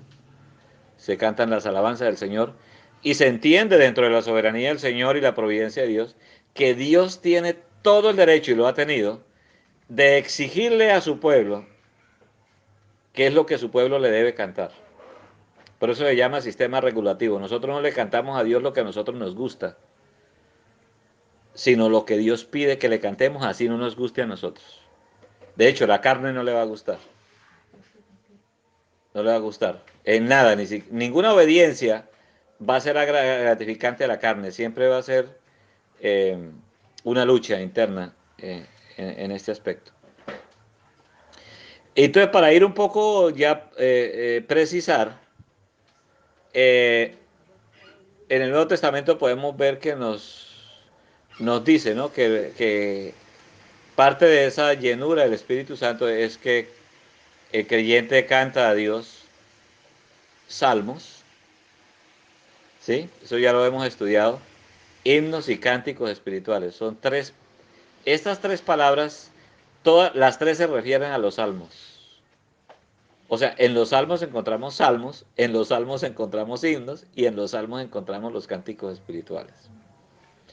¿Por qué? Porque no habían himnos, no habían himnario en ese entonces. Las canciones de la iglesia eran los salmos, que siguen el pacto de gracia en el Nuevo Testamento. Los cantos del Señor en el Antiguo siguen siendo los cantos de la iglesia del Nuevo Testamento. Y solamente pues quiero mencionar un texto que encontramos en Santiago, que está un poco aquí en la traducción, un poco quedado, ¿no? Santiago capítulo 5, versículo 5:13. Si alguno de ustedes lo puede leer, hermano, Santiago 5:13.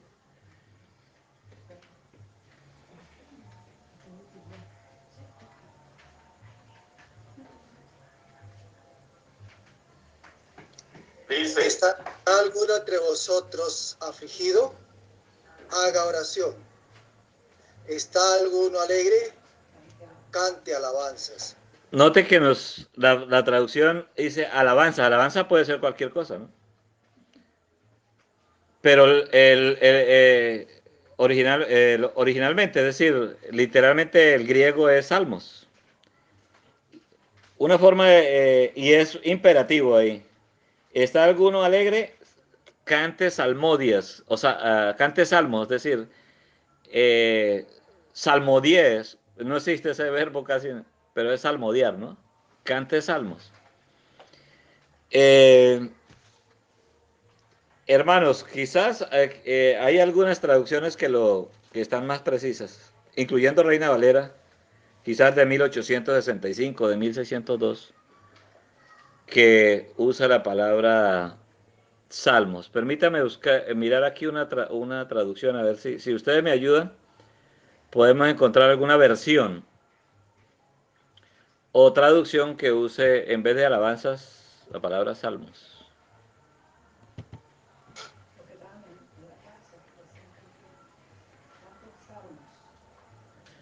Además de un texto como estos, pues encontramos en el mismo libro de los Salmos, donde Dios exige suficiente cantidad de textos donde Dios exige que la iglesia debe cantarle salmos. Que la iglesia debe cantarle salmos. ¿Alguno de ustedes encontró alguna versión que traduzca salmos? Santiago 5. Pastor, sí. La versión 1909. La de 1909 ya. Sí, hermano. Sí, la versión 1909. La versión purificada y la Vulgata. Ah, la Vulgata Latina, sí. Pero la versión de 1909 es reciente, hermano. Claro. Bueno, aquí la tengo yo en digital. Ahí está Y dice claro, hermano. cante salmos. Ahí está claro, sí, ya la encontré. 1909. ¿Está alguno entre vosotros afligido? Haga oración. ¿Está alguno alegre? Cante salmos. O sea, no manda otra clase de cantos para expresar, tiene que ver alabanza al Señor, ¿no? Tiene que ver con el Señor, con Dios. Hermano Lisandro, no quiero especificar tanto porque esto sería un estudio ya más detallado desde el Antiguo Testamento, de la adoración falsa que le ofreció Caín al Señor, la que le ofrecieron los hijos de Elí, impíos al Señor, con fuego extraño, y así vienen todo, a través de toda la Escritura. La adoración falsa de Jeroboam, pero también la adoración que el pueblo del Señor siempre le ha ofrecido a él. No sé, hermano Lisandro, si le he contribuido en algo para su respuesta o que alguna otra inquietud. Hermano, muchas gracias, muchas gracias. La última acción con estos muchachos giró en torno a la tecnología y la verdad es que la carta a los Efesios y este pasaje de San estuvimos estudiando y el muchacho se llevó otra y que el problema es que el muchacho es egresado de Benecer y a él le encanta la música. Entonces la inquietud, la pregunta de él, la zozobra de él era ¿a dónde llevo entonces yo mi música? Y entonces pues yo quería simplemente reforzar un poco con la última conversación que yo tuve y pues me deja muy satisfecho que lo que de manera general usted me ha explicado pues ha cubierto quizás la conversación que tuve, porque ciertamente incluso tocamos algunos pasajes del Antiguo Testamento, nos enfocamos en ese extraño del cual mencionó usted ahorita y mencionó, y pues también le sacamos profundidad a eso, ¿no? Y pues me contentó mucho porque de hecho sintió más claridad, orienté y lo enfoqué en que su talento y su música se puede usar en otros contextos. Ajá. Le di la explicación al respecto, ¿no? Entonces se fue un poco más tranquilo y meditando, especialmente porque en la carta de los cuando estudiamos la terminología, pues también dio mucha más claridad al respecto. Simplemente quería de repente tener un poquito más de lo que era el corrido histórico, porque tal vez allí pues tendría yo un poquito más de herramientas, ¿no? Pero como usted lo dice, eso ya es más detallado. Y pues lo que me agrada y lo que me da paz es que estuvimos más o menos armonizando con la explicación general que usted ha dado en esta noche. Entonces, muchas gracias, hermano. Sí, hermano, eso ya, gracias a usted, hermano. Se requiere un estudio muy específico y detallado para comprender lo de la salmodia exclusiva. Bueno, pues voy a seguir preguntando. Vamos a seguir preguntando. Ahora, hermana Lady, te escuchamos.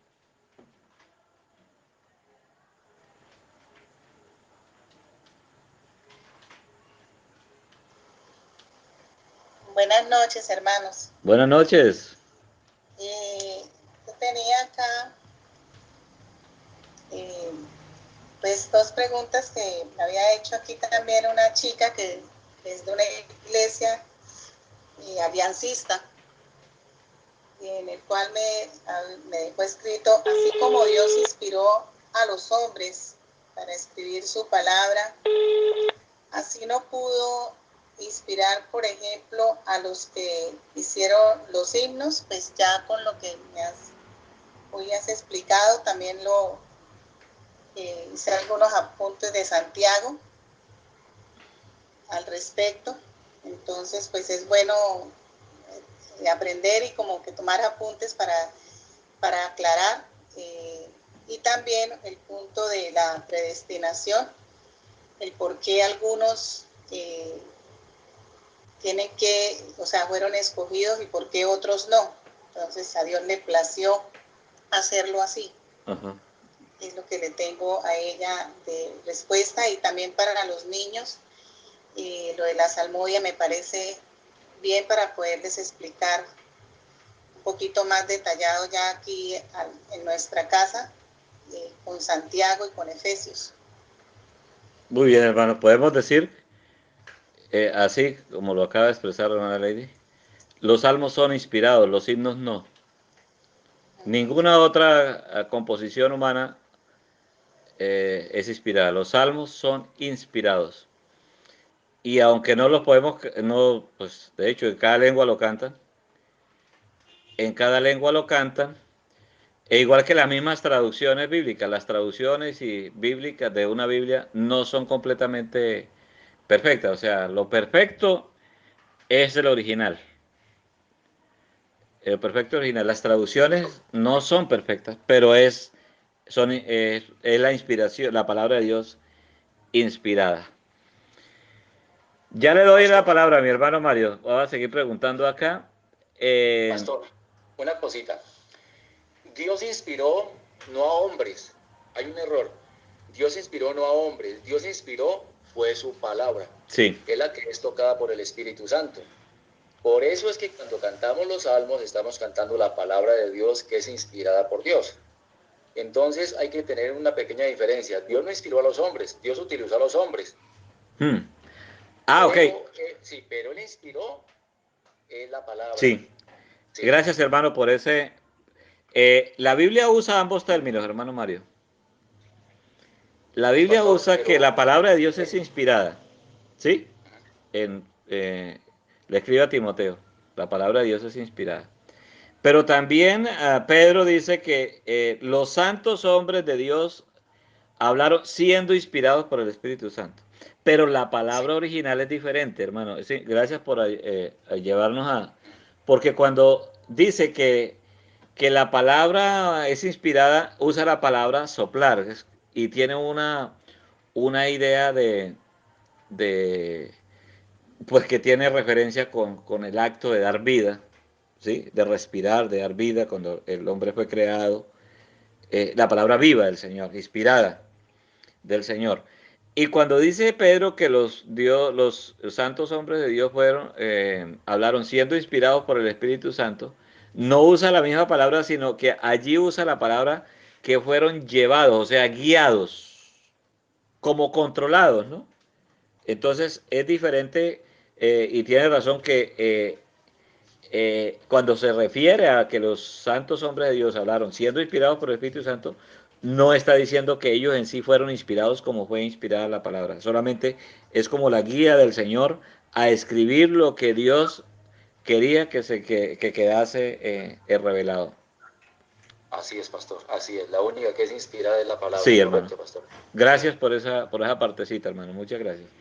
Le pregunto al hermano su participación, hermano John Frankie, Guillén.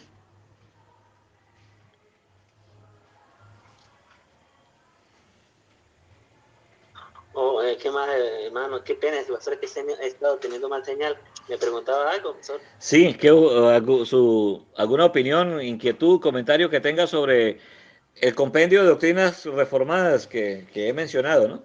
A lo largo de esta clase.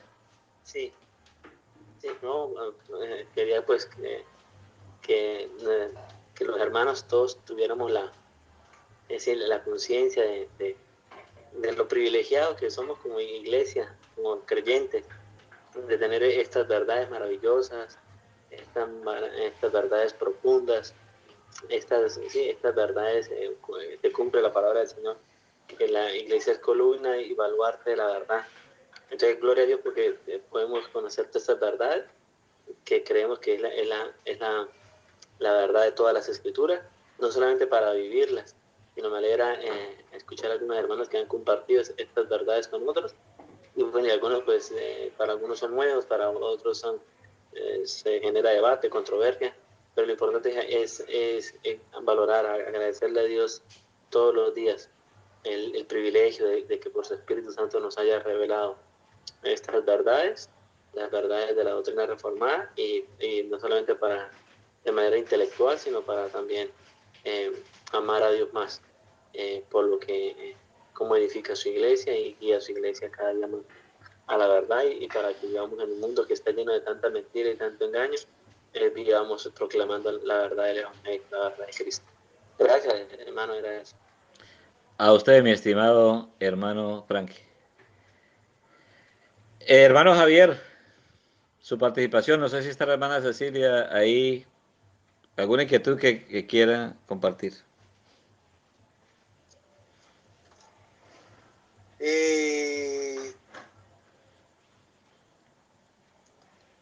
La verdad está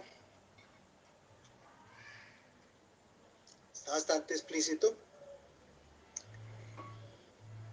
El asunto es que a veces el conocimiento de doctrina nos hace fríos, y más cuando nos vamos hacia la doctrina y no a mirar la fuente de la doctrina, que es la Escritura. Uh-huh. A veces descuidamos la Escritura por la doctrina. Y ese es un pequeño detalle que creo que más de uno de nosotros nos ha pasado. Y al irse hacia a la doctrina y no a la fuente de la doctrina, más de uno nos desviamos porque simplemente nos hacemos fríos e insensibles al mensaje de Dios. Uh-huh.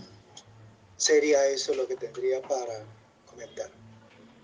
Muy bien, hermano. Gracias por ese aporte. Pues vamos a la fuente de la doctrina. Vamos a Mateo capítulo, que quería que meditáramos un poquito en los minutos que nos quedan. En Mateo capítulo 15, hermanos, que es precisamente una reprensión que el Señor hace acerca de las doctrinas de hombres en el pueblo, en el pueblo del Señor, y en el tiempo que el Señor vivió en esta tierra, en su humanidad. Pues podemos ver que los líderes religiosos que se identificaban como el pueblo del Señor, o los líderes del pueblo del Señor, eran totalmente impíos. Capítulo 15 de San Mateo. Entonces se acercaron a Jesús ciertos escribas y fariseos de Jerusalén. Conocemos que hay tres, bueno, entre otros, pero escribas, fariseos, eran ancianos también. Era parte como de los grupos gobernantes religiosos, ¿no? De los judíos. Del Sanedrín, pastor. Sí, del Sanedrín, sí. Dice el versículo 2, ¿por qué tus discípulos quebrantan la tradición de los ancianos? Ay, ay, ay, hermanos. Esta pregunta sigue resaltando hoy. Que muchos hermanos, incluyendo reformados, nos cuestionan a nosotros. Porque no seguimos tradiciones reformadas que no son bíblicas. Porque alguien en la historia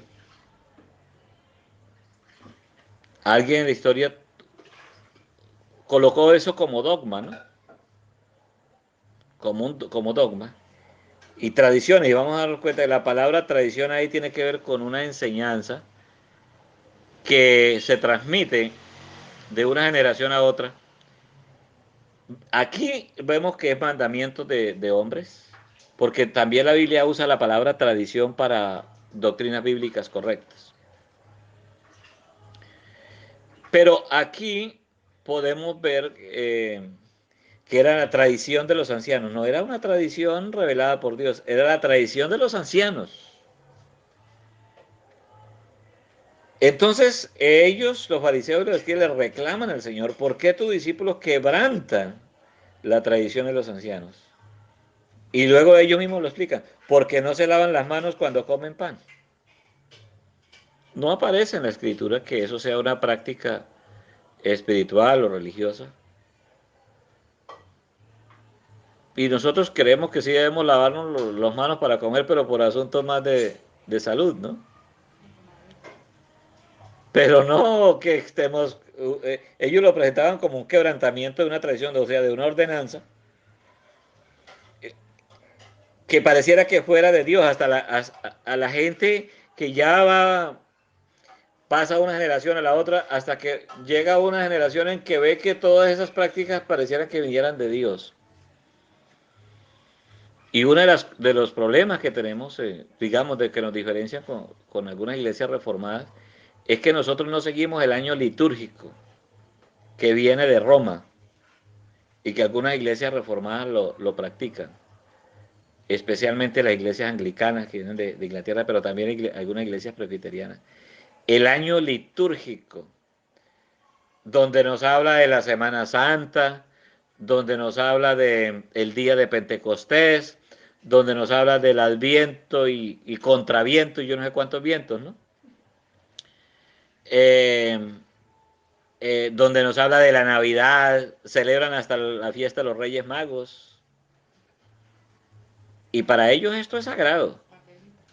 Ah, hasta las velitas. Ahora los evangélicos celebran las velitas también.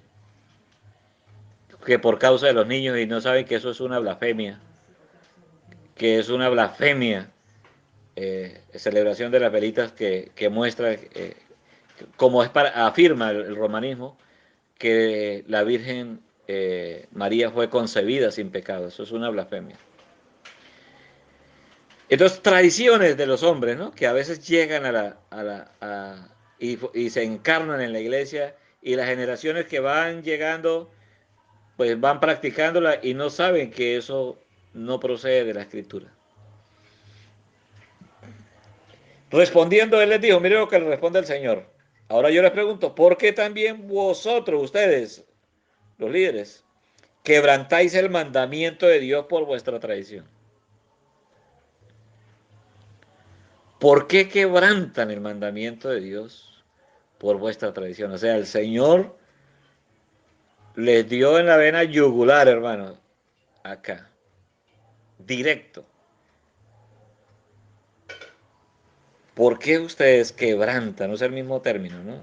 Como si fuera un mandato sagrado. El mandamiento de Dios por vuestra tradición. Y el Señor les explica, porque Dios mandó diciendo, honra a tu padre y a tu madre, y el que maldiga al padre o a la madre muere remisiblemente. Ese es el mandamiento de Dios. Para un hijo que maldiga a padre o a madre, la sentencia es la pena de muerte. Un santo mandamiento del Señor. ¿Pero qué hicieron esta gente? Pero vosotros decís, cualquiera que diga a su padre o a su madre, es mi ofrenda a Dios todo aquello con que pudiera ayudarte, ya no ha de honrar a su padre o a su madre. Así habéis invalidado el mandamiento de Dios por vuestra tradición. Hipócritas. Bien profetizó de vosotros Isaías cuando dijo, este pueblo de labios me honra, mas su corazón está lejos de mí, pues en vano me honran. Mira, hermanos, en vano me honran, en vano. Pues en vano me honran. ¿Y cómo lo explica el Señor?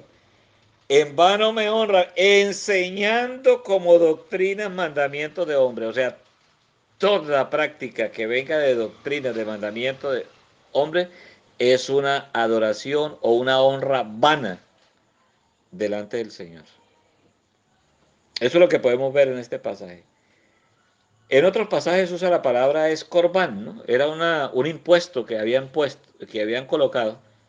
De hecho, la palabra impuesto viene del verbo imponer, ¿no? Aquí en Colombia usan la palabra, y muchos caemos en eso, contribuyente. Nadie, hermano, ninguno es contribuyente. El impuesto no es una contribución, es una imposición. Los impuestos son una imposición. Si no los pagas, lleva el bulto. O sea, lo sancionan, lo pueden embargar. Entonces este impuesto que ellos cobraban les parecía más importante que los hijos lo hicieran a nombre de sus padres que tener que honrarlos, ¿no? hasta este punto llegó esta gente, escribas y fariseos, totalmente quebrantando el mandamiento de Dios por la tradición. Versículo 6, ya no ha de honrar a su padre o a su madre. Note cómo lo cambiaron, ya no interesa eso. Por eso, hermanos,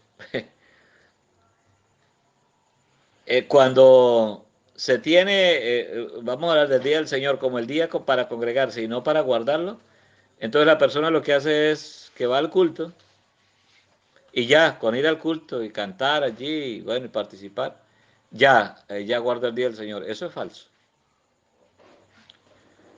En el día del Señor, hermano, no cabe otra celebración.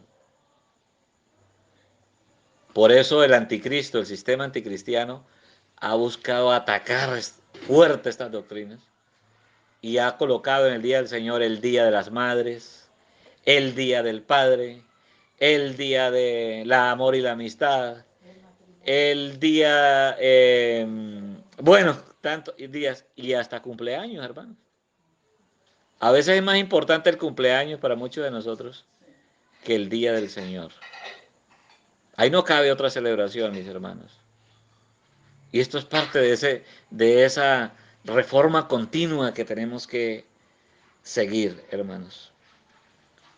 Nosotros creemos y vemos, hermanos, la condición espiritual de nuestra sociedad, o sea, el mundo, es por causa de nosotros, hermanos.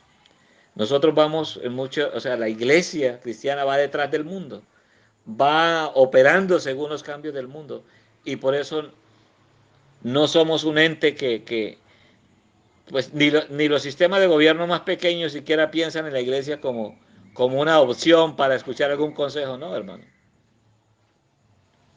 Nos ven como unos religiosos más del montón. ¿Cómo el Señor se refirió a ellos? No solamente quebrantaron, ¿no? Sino en el versículo 6, la segunda parte dice, habéis invalidado el mandamiento. O sea, no solamente lo quebrantaron, sino lo invalidaron, lo quitaron. Le restaron valor. Y el Señor los llama hipócritas. Hipócritas. Bueno, no se trata de hacer una exégesis del pasaje, hermano, pero el versículo 12 dice, entonces acercándose a sus discípulos le dijeron al Señor, ¿sabes que los fariseos se ofendieron cuando oyeron esta palabra? Ay, hermanos, cuando se proclama la verdad, mucha gente se ofende, a veces incluyendo los mismos miembros de las congregaciones reformadas. Pero por eso hablamos hace un momento de los elegidos, hermanos. Los elegidos saltarán, gritarán de alegría cuando ven que la palabra de Dios les muestra la verdad, les corrige nuestras maldades, nuestra manera de pensar. ¿Cuán lejos hemos estado, hermanos, de los principios de la palabra del Señor? Pues hasta aquí quería ir con esta pequeña reflexión. Ya, hermanos, pues tenemos las 7:22. Por si acaso alguno de ustedes tiene alguna otra inquietud, alguna pregunta final, antes de orar para terminar con la clase de hoy, hermanos.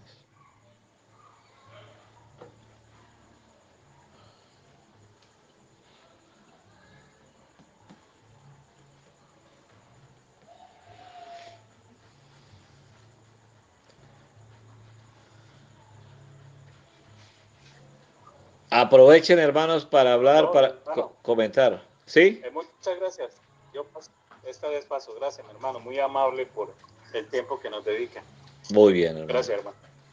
Para servirle, mi hermano. Igualmente, pastor. Muchas gracias. Muy bien, mi estimado hermano. Para servirle. Hermano, qué pena que ahora sí me... Hermano, voy a empezar a tener dificultades. Usted sabe que hay un tema que tiene que ver con la posición del cristiano frente al Estado. Sí. Y he evitado el tema porque podría ser un poco, digamos, brusco en la forma de expresarme con algunas personas, obviamente no groseramente ni nada, ¿no? Pero, hermano, yo creo que Romanos 3 es urgente tratarlo. Es demasiado urgente tratarlo porque he meditado mucho en que si las leyes del mundo, por ejemplo, hablemos de aquí del Estado colombiano, si no están contemplados con la ley de Dios, si no provienen de la ley de Dios, son ilegítimas. Entonces, por ahí me he acercado, hemos hablado con muchos amigos que son abogados y he tratado de tocarles el tema muy suavemente y hasta se han incomodado, ¿no? Porque pues obviamente están estudiando leyes y ahora viene este aparecido a decirles que si esas leyes no están basadas en la ley de Dios, pues son ilegítimas y no estamos obligados a cumplirlas. Entonces eso es chocante para ellos también. Hermano, Romanos 3 es importante estudiarlo, quería decirle eso. En cierta manera a mí me urge, porque me estoy encontrando con eso diariamente. Y también, pues, ayer lastimosamente un hijo de una concejal de Arauca, que ella el año pasado había cometido suicidio, el muchacho cometió suicidio ayer. Entonces, hoy estábamos hablando acerca de ese tema, del suicidio y hacia dónde va el alma. Pues a mí la verdad me dolió mucho lo que estaba pasando con este joven. No le distinguí, pero era el nieto de una vecina de nosotros. No lo sabía, hasta hoy me enteré que era el nieto de una vecina de nosotros y era duro para mí pues manifestarle que pues muy probablemente su alma no estuviera con el Señor. Entonces, mi hermano, esos son puntos que creo que desde la Reforma Protestante debemos manejar y tener claro, por lo que son temas muy sensibles, ¿no? Muy bien. Es eso, mi hermano, no le molesta más. No, gracias. En su momento, hermano, tenemos pendiente ese tema de Romanos 13 para analizarlo y ya llegará su momento, hermano Francisco.